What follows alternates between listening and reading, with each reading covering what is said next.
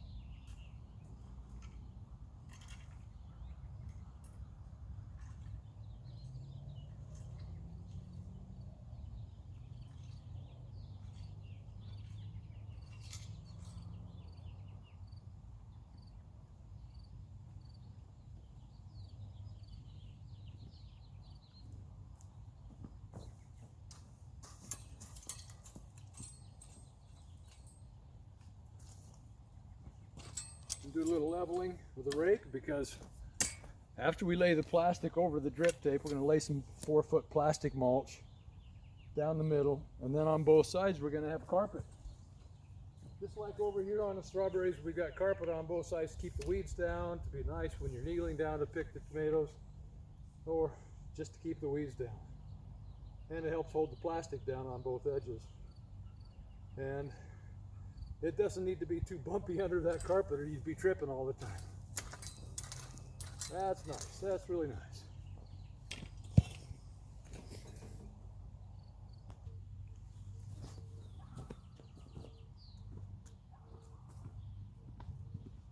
There's 8 feet from the side of the cucumbers to the side of the raspberries. And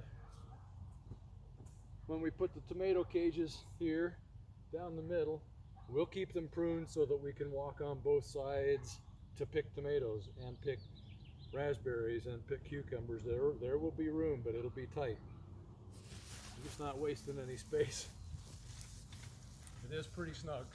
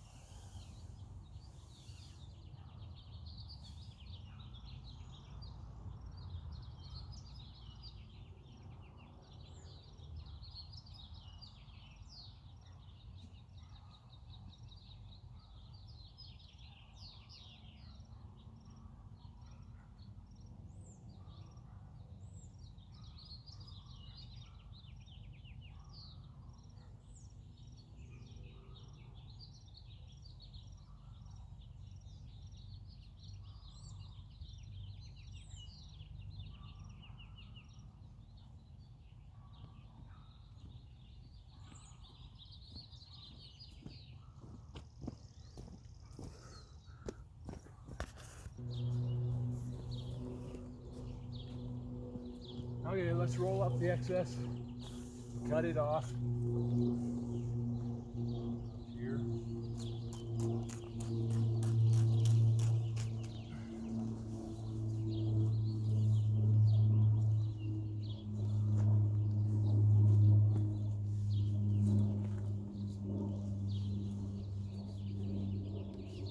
Now, to hold the edges down, I'm going to use some sand.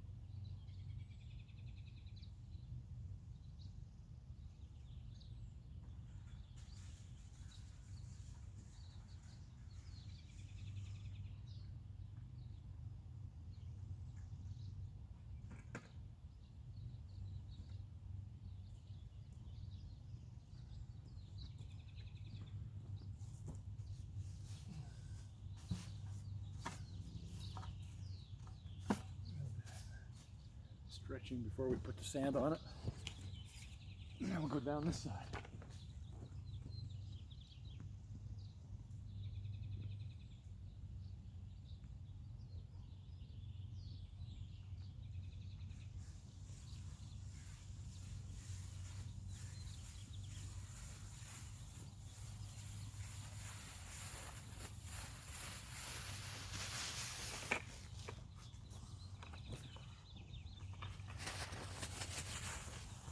Okay, that'll help hold it down while we can stretch it into position, but the heat or the irrigation drip tape is right down the middle.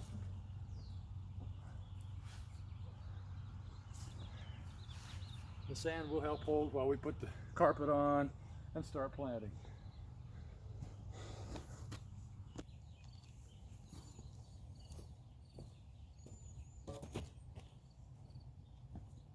I've set up some tomato cages here. These are 20-inch tomato cages, and they could be bigger, but 20 inches is how we made them, and that's 11 squares. 6-inch concrete mesh squares. 1, 2, 3, 4, 5, 6, 7, 8, 9, 10, 11. 66 inches equals a 20-inch cage. And to leave 8 inches or so spacing between the cages, we're going to plant them 30 inches, plant the tomato plants 30 inches on center. And we'll start right here. The center of the 2x4 is where the drip tape is on this end, and I have a stick on the other end, way down there, vertical stick leaning against the irrigation shelter to show me the center of the irrigation tape underneath the plastic.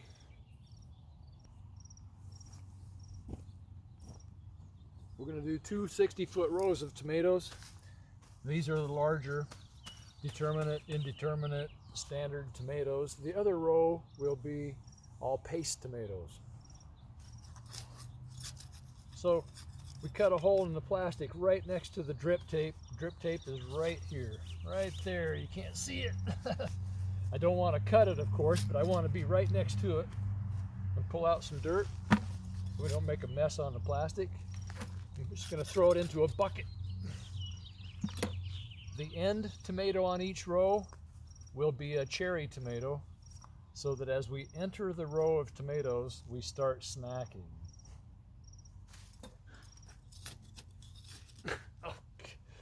This variety on this end will be Sweet 100, and on the beginning of the paste tomato rows we will use a Sweetie cherry tomato.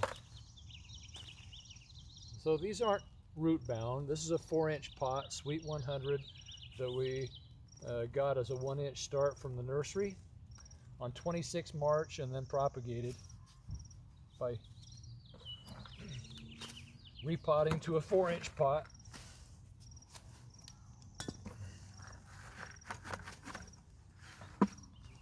About right. It might get dark on me tonight, and so tomorrow we will come along and we will put some stakes next to these to help hold them up in the wind. And at the next stage, the stakes only need to be 18 inches to 2 feet tall. The next stage would be, of course, to have them lay on the cage, and we'll not set the cages till we get all done.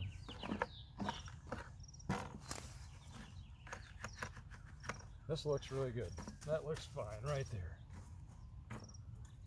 Okay, then on down the row we have 2 varieties of each type except Better Boy, and I have 3 plants of Better Boy. The first sets of tomatoes are early ripening. This is a 55 to 60 day early girl, extremely popular. Everybody knows what an early girl is. I have 2 early girl, 2 Oregon Spring, and 2 Independence Day. Supposed to be right by the 4th of July.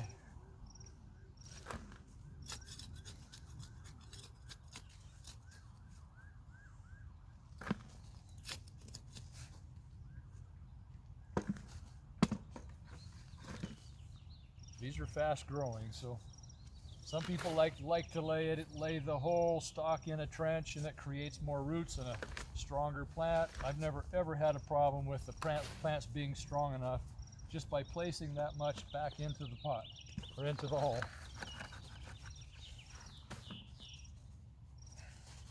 Maybe an inch or two deeper just to help support the stalk, because you can see they start getting a little bit flimsy after they've been in a greenhouse for a couple months.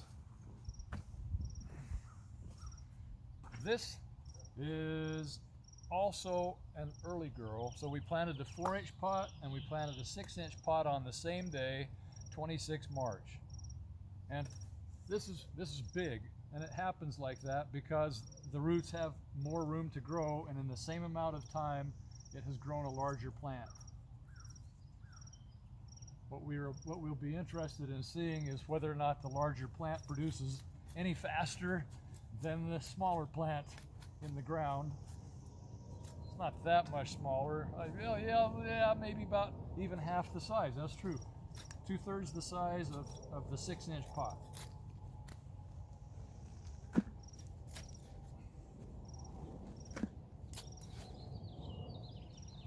It's overcast tonight. That's really nice. Don't have to be out here on this black plastic in the sun.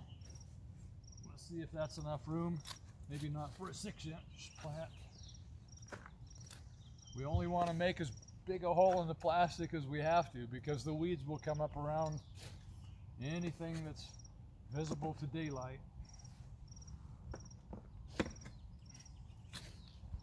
Not quite as easy to plant through plastic as it is to plant in the ground, just because we have to be careful of that hole.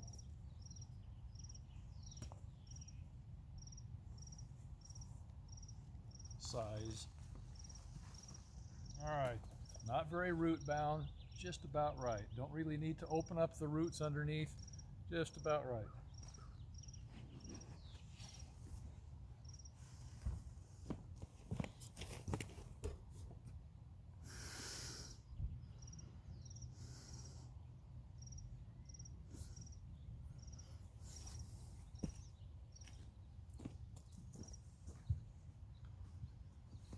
This was a 6-inch pot. That's the third plant in, is the 6-inch. I'm going to make sure there isn't any air gaps in the hole around the roots.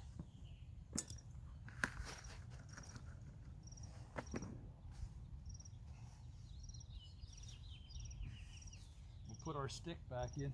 Our little raspberry cane helps hold it in position so the wind doesn't blow it over until we can put a regular stake there. So we have a Sweet 100, Too Early Girl. Then we're going to plant these Independence Day, and they're a potato leaf tomato, kind of like Brandywine.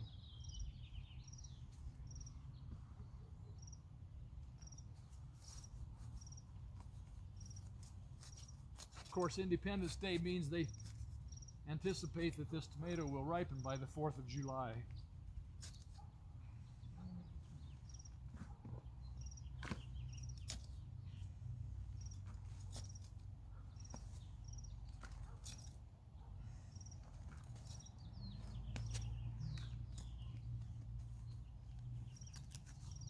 That's not root bound at all. That's real nice. It looks great. Take some bottom leaves off. That's probably good. Put some of that dirt back in there.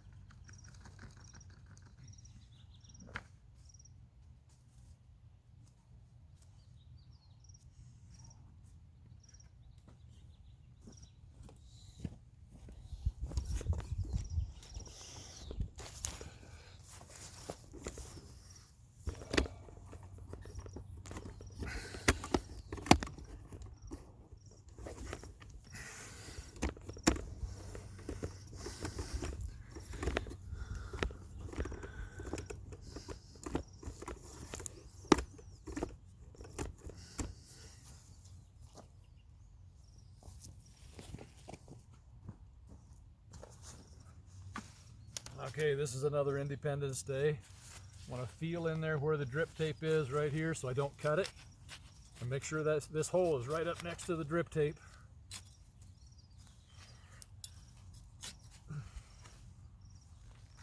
They probably make a special tool to pull the dirt out of the hole here. That should work. We're going to take the plant out and see that it's not root bound at all. It's really nice. Take off these bottom leaves so they're not sitting right on the ground, and dump some dirt back in there. I'm going to tuck that dirt in around the square potting soil. Make sure there's no air pockets in there. Okay, this next variety is an early tomato called Oregon Spring.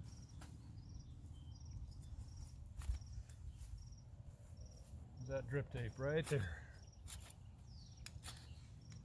This is also a 60-day style tomato. Smaller in size, maybe 6 to 8 ounce slicer.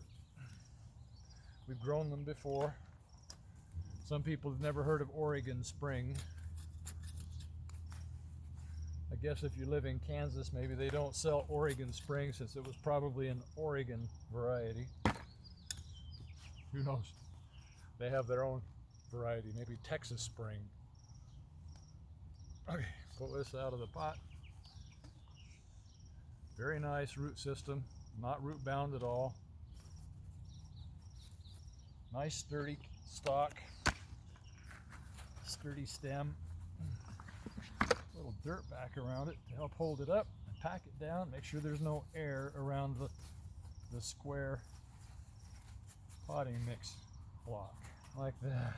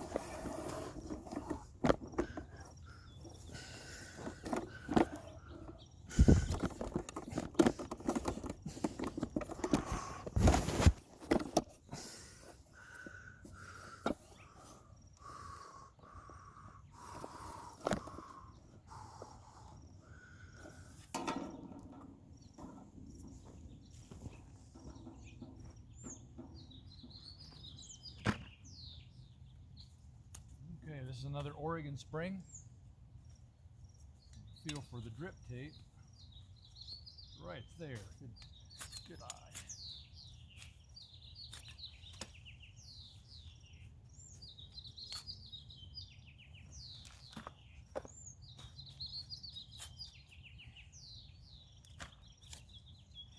These aren't very big plants, so they don't need to go too deep. Come out. Make sure those roots aren't too bound up or too dense right there.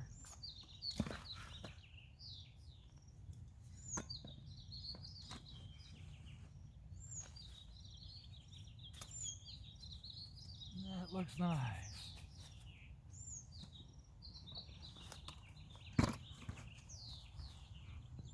The next variety is a 10-ounce tomato called Super Fantastic. We have 2 Super Fantastics.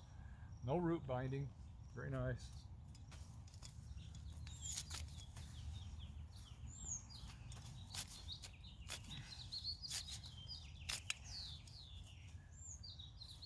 These are productive tomato plants.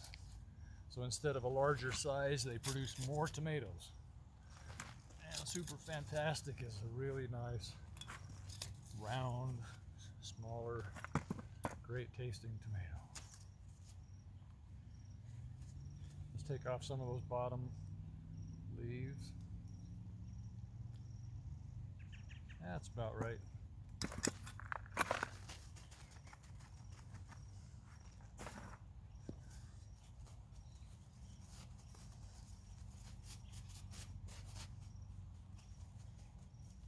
Okay, that's perfect.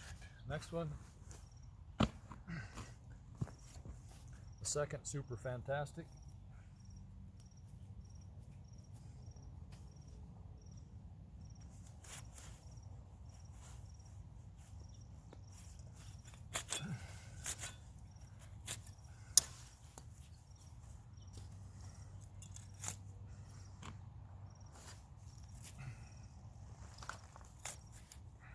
Pull out some dirt, make room for this little 4-inch pot.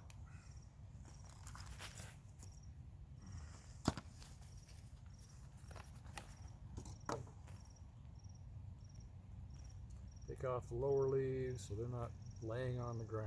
That wouldn't be that great. Right there is perfect. Some of these have blossoms, and a couple of the tomatoes in this row actually have little tomatoes on them, which probably won't hurt anything, but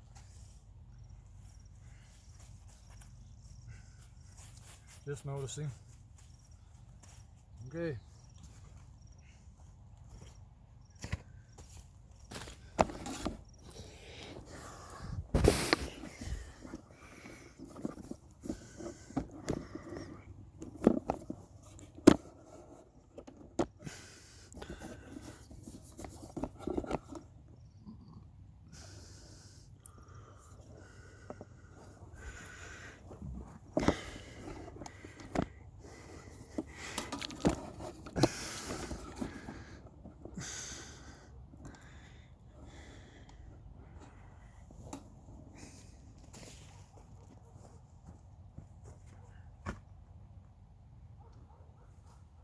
This next variety is a 4-pack, and we've grown these before, but it's been a while, and I thought, you know, if we're going to test a number of varieties side by side, I'm going to grow these Rutgers. And the Rutgers is a smaller tomato, very productive heirloom. Been around for a while. Find my drip tape. There it is over there. So these little 4-pack plants aren't very big, but I'm sure that they'll catch up to the other ones just as fast as they can. And with heat coming on, they'll grow crazy fast. These two we can repot for someone else. I only need 2.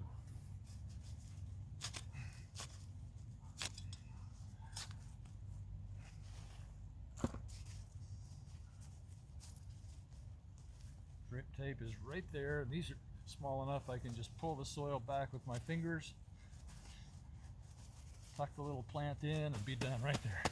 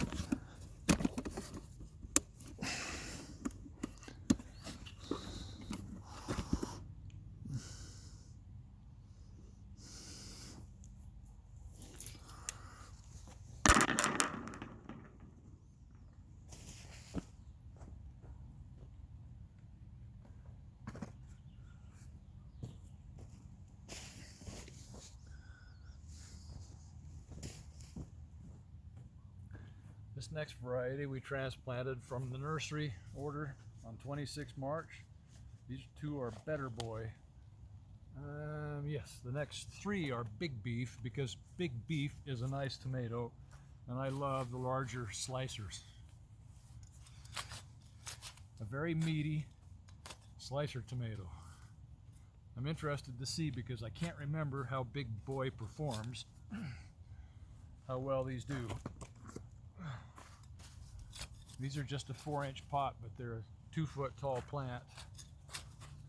Today's the 12th of May. So 1.5 months in the greenhouse from a 1-inch start from the nursery.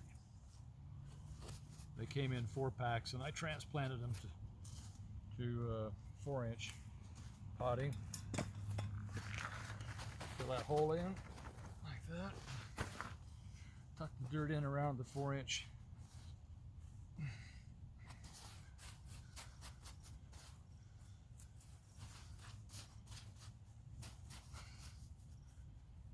Like that. Feels good. Another better boy.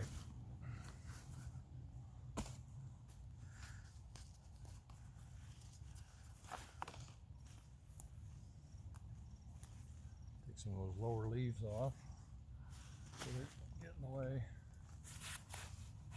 Drip tape is right there.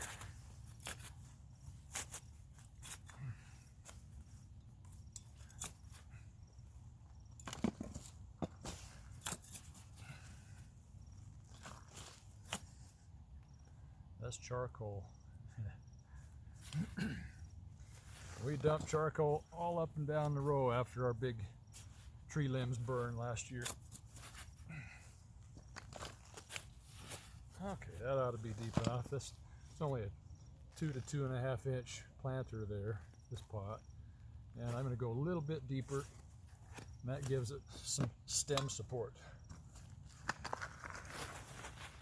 with the new dirt here.